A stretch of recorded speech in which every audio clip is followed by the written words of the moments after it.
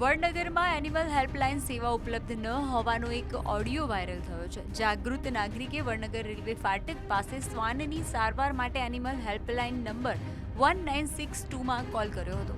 ત્યારે સાંભળો એનિમલ હેલ્પલાઇનમાંથી શું જવાબ આપ્યો હતો. ઓકે, પશુમાં શું છે તકલીફ શું થઈ રહી છે? પશુમાં મેમ અહીંયા એક રખડતું કૂતરું હતું, એના પર હવે કોઈને માર્યું છે યા ગાડી આવી જશે. કૂતરાનો પગ ટોટલી તૂટી ગયો છે. વડનગરથી વાત કરો છો ને સર? હા, વડનગરથી.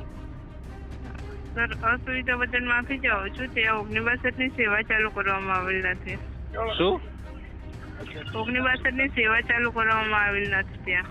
સેવા ચાલુ કરવામાં આવી નથી. હા, એટલા માટે એમ્બ્યુલન્સ ત્યાં ન આવી શકે. આપને વધારે ઇમરજન્સી જવું હોય તો આપણને કોઈ વિકલ્પ દ્વારા સારવાર કરાવી શકો છો.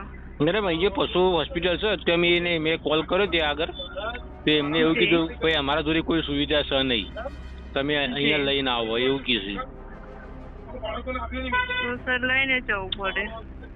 હવે મેડમ એવું કહેતા હોય ડૉક્ટર, તો હું ડૉક્ટરને લઈ આવું અને પાછું મૂકી આવું. એ તમારાથી કોઈ એવી સગવડ થતી એવું કહે તમે, હું ડૉક્ટરને લઈ આવું. સર, અમારે તો એમ્બ્યુલન્સ મુકાયેલો હોય છે. અમારે કોઈ હોસ્પિટલ કે દવાખાનું નથી હોતું અને વડનગરમાં ચાલુ નથી, એટલા માટે એમ્બ્યુલન્સ ત્યાં આવી ન શકે.